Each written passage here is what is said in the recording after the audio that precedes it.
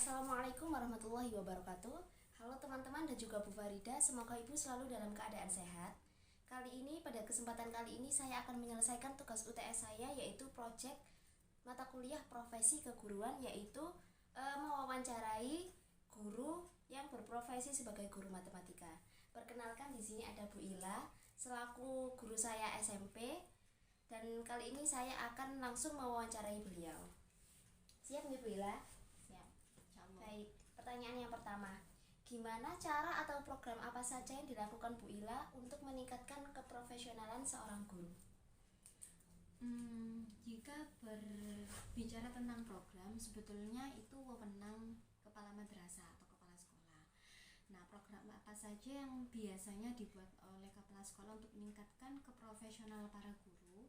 Yang pertama, sering diadakannya BIMTEK atau pelatihan-pelatihan terkait misalkan tentang pembelajaran, strategi, pembuatan bahan ajar, kemudian penyusunan perangkat ajar, pembuatan modul, dan sebagainya.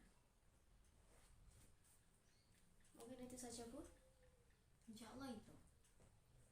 Baik, berarti ini mungkin programnya lebih ke BIMTEK, pelatihan bikin bahan ajar atau modul seperti itu ya. Tapi kadang ada beberapa ketika misalkan ada guru yang memang dirasa kurang profesional dalam menghadapi wali murid, kadang kepala sekolah juga mengadakan pelatihan terkait dengan pendidikan karakter. Jadi bagaimana caranya agar guru tersebut bisa menggali atau meningkatkan karakter dirinya juga dan juga karakter peserta didik. Baik, cukup Ibu. Baik, untuk pertanyaan yang kedua, apa saja kompetensi yang harus dimiliki seorang guru itu dalam menghadapi era globalisasi saat ini? Menurut hemat saya, guru zaman sekarang atau istilahnya guru era globalisasi ini itu adalah guru di mana dia harus memiliki beragam kompetensi. Guru ini nggak cukup hanya tahu tentang materi pelajaran, tapi dia juga harus paham lingkungan belajar siswa, dia harus paham cara menggunakan berbagai media pembelajaran, dia harus lihai menggunakan strategi pembelajaran, dan juga dia paham tentang penggunaan IT, manfaatkan sebaik-baiknya penggunaan IT. Kenapa hal ini perlu? Karena kadang seperti ini, kadang ada siswa ketika tanya, apakah kalian tahu yang namanya jerapah? Kebetulan di rumah mereka kan nggak ada jerapah, adanya kucing, tikus, kelinci.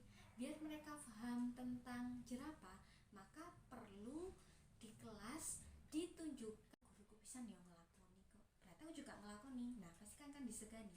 Yang kedua, kadang guru itu bilang istilahnya nasihati siswa jangan sering terlambat ya nak, tapi gurunya sering terlambat. Bagaimana bisa disegani?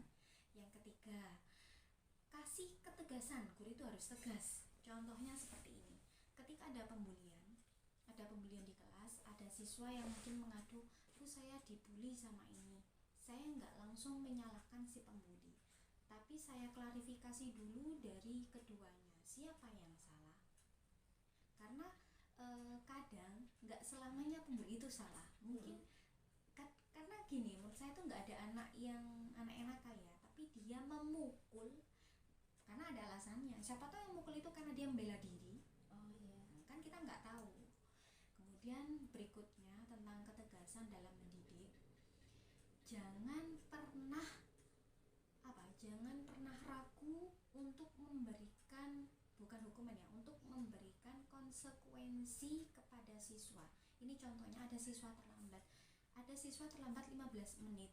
Nggak mungkin saya memulangkannya sama seperti anak-anak yang lain. Maka saya bilang kepada anak tersebut, Mbak, Mas, karena sama terlambat tadi 15 menit, maka pulangnya saya tambah 15 menit. Berarti sama pulangi agak lambat. Ada punishment. Iya.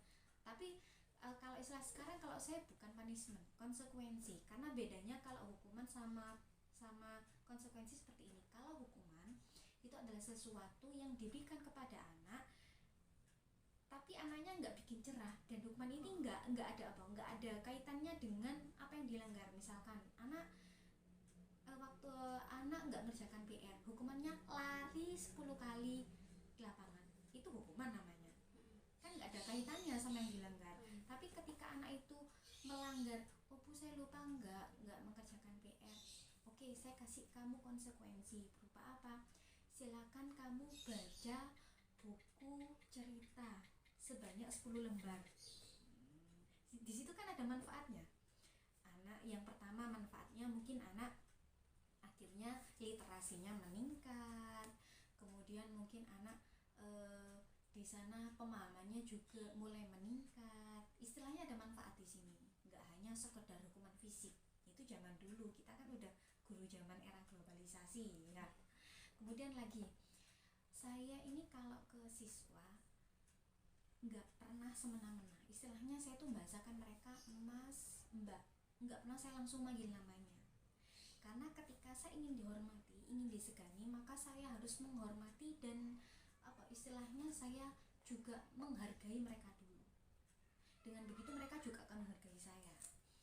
Ini terbukti di pondok-pondok itu kan banyak Kang. Iya ya Kang. Lanjut ya Bu untuk pertanyaan yang keempat. Kira-kira faktor-faktor pendukung dan penghambat apa saja yang dapat mengurangi keprofesionalan seorang guru? Faktor pendukung dan faktor penghambat sebetulnya sama. Untuk faktor pendukung dan penghambat, yang pertama orang tua kalau menurut saya ya. Ketika orang tua mendukung apa yang dilakukan guru, maka guru bisa lebih profesional dalam pembelajaran khususnya. Bentar ya, tak boleh ini mbak. Nah, kemudian faktor penghambatnya juga orang tua sama. Misalnya guru memberikan perintah besok anak-anak harus membawa alat ini. Kadang ada respon orang tua yang berbicara, kok repot-repot sih bu, kok akan macam sih bu. Nah itu kan juga membuat guru tidak profesional. Atau kadang juga bisa jadi ketika misalkan guru ini seperti outing kelas, guru mengadakan outing kelas itu penting karena anak juga bisa mengeksplor dirinya, gak hanya belajar di dalam kelas. Tapi kadang ada orang tua berpikir kan kurang dukungan dari orang tua, sehingga guru juga kurang profesional. Kemudian ada juga misalkan orang tua yang ketika anak ini bermasalah, guru memberikan arahan tapi orang tua justru membela si anak, itu ada. Kemudian faktor pendukung dan penghambat yang lainnya,